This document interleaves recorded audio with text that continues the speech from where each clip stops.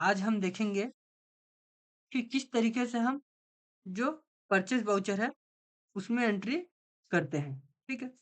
तो सबसे पहले परचेज़ वाउचर में एंट्री करने के लिए हमें गेटवे ऑफ टैली में आना होता है, ठीक है? तो गेटवे ऑफ टैली में जैसे ही आते हैं, तो हम गेटवे ऑफ टैली में आने के बाद वाउचर पे क्लिक करना होता है। वाउचर पे क्लिक करने के लिए हम उसका शॉर्टकट की वी का प्रयोग करते हैं। तो जैसे ही हम वी प्रेस करेंगे, हमारा वाउचर्स क्रिएशन के लिए एक विंडो ओपन होके आ जाएगा, जहाँ पे हम जर्नल एंट्री पास करते हैं, ठीक है? वाउचर में एंट्री करते हैं। तो यहाँ पे हम परचेज़ वाउचर में आज एंट्री करेंगे, ठीक है?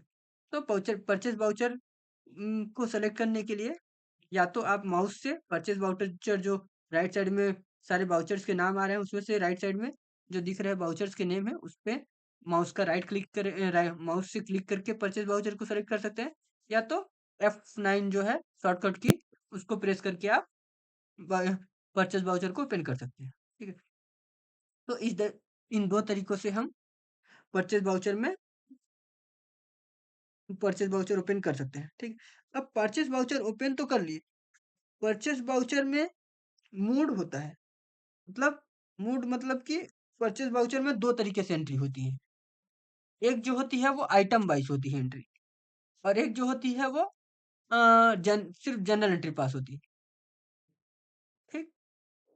2 मतलब 2 ही वाउचर्स में एंट्री 2 टाइप की होती है, एक परचेज़ वाउचर और दूसरा सेल्स वाउचर।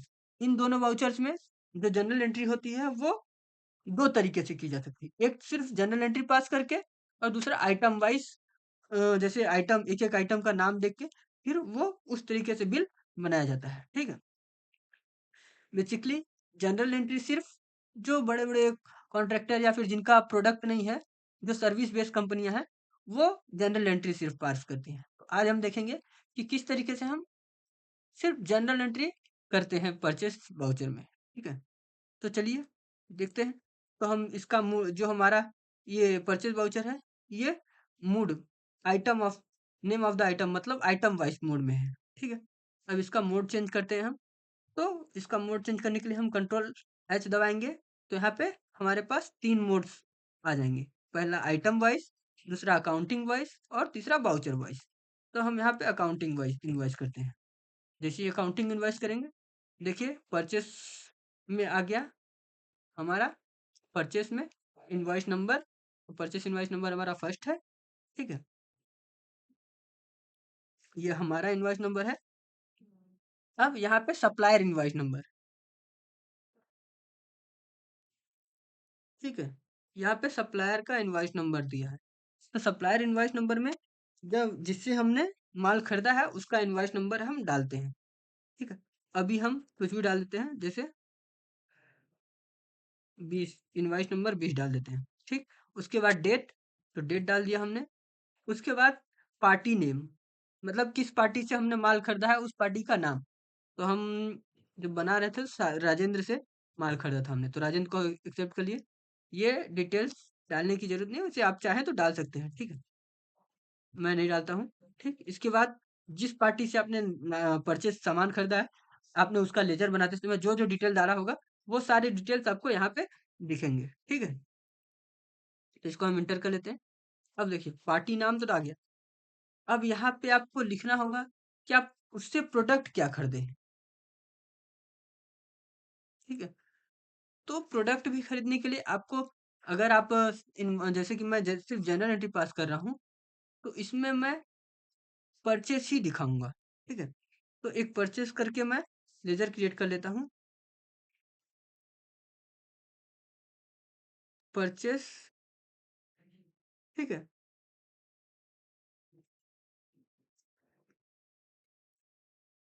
परचेस का लेजर बना लिया हमने।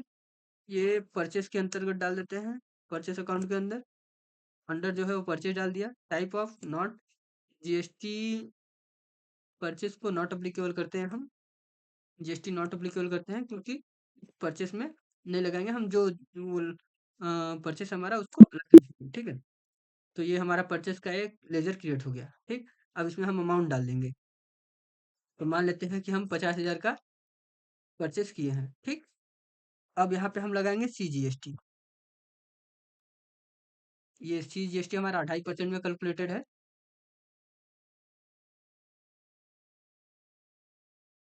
ठीक है, तो ये हमारा ऑटोमेटिक जीएसटी कैलकुलेट कर लेना चाहिए, एक बार देख लेते हैं हम।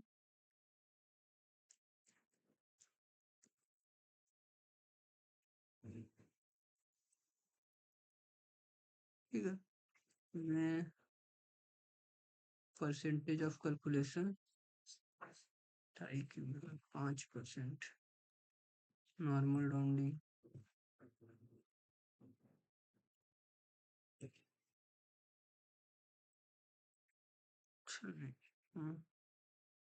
CGST 2.5%।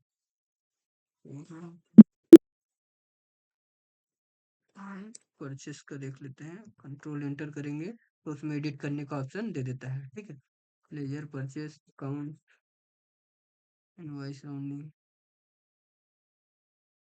Include in assessable value calculation. GST करते हैं,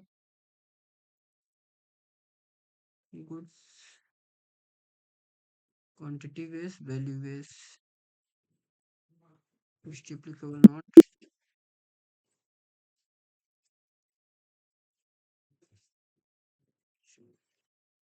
नहीं दिया, कंट्रोल एंटर, यहाँ इसको नॉट एप्लीकेबल, यहाँ पे GST applicable, HSN as per specific, HSN कुछ भी डाल देते हैं अभी हम, डेप्रिसिएशन ना, डिस्क्रिप्शन में नहीं डालेंगे कुछ, एज पर स्पेसिफिकेशन, टैक्स सेवर कितना परसेंट, 5%।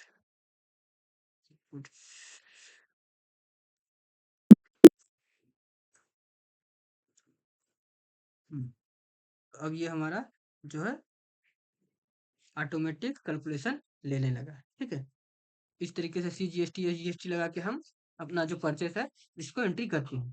ठीक है, जैसे ही हमने परचेस किया, परचेस का डाल दिया कि हमने इतने का परचेस किया है, CGST इतने का है, ये GST इतने का है। ठीक है, फिर उसके बाद इंटर करेंगे, यहाँ पे पूछ रहा है नया रेफरेंस में है, अगेंस्ट में है कि या किसी और में, तो हम नया रेफरेंस में डालेंगे क्योंकि परचेस हमारा नया है। आइटम में 20 नंबर आ गया, वो खुद ही name, due date of credit days आप यहाँ पे डाल देते हैं कि कितना दिन बाद आपको क्रेडिट, कितने दिन के लिए आपकी क्रेडिट मिली है। ठीक, ये टोटल अमाउंट दिखा दिया, इंटर करते जाइए, क्रेडिट है, ये क्रेडिट है। फिर नरेशन आप चाहे तो डाल सकते हैं, मैं नहीं डाल रहा हूँ नरेशन। उसके बाद एक्सेप्ट करने के लिए पूछेगा, जैसे ही आप यस कर देंगे तो एक्सेप्ट हो जाएगा। मैंने एक्सेप्ट किया, हमारा एंट्री हो गया। अब देख लेते हैं कि जो हम एंट्री किए हैं वो सच में हुआ है या नहीं। तो हम क्या करेंगे, डे बुक में जाएंगे। तो डे बुक में जाने के लिए हम ये प्रेस करेंगे तो हमारा डे बुक ओपन जाए। देखिए, डे बुक में हमने एक परचेस का वाउचर क्रिएट किया है, परचेस का एक वाउचर बनाया है जिसमें परचेस वाउचर में एंट्री की है। तो देखिए जो हमारा अमाउंट था ये 52,500 का हमारा परचेस वाउचर है, 2 अप्रैल का। ठीक, और राजेंद्र से परचेस किया है। ठीक, इस तरीके से हम परचेस वाउचर वाउचर में एंट्री करते हैं।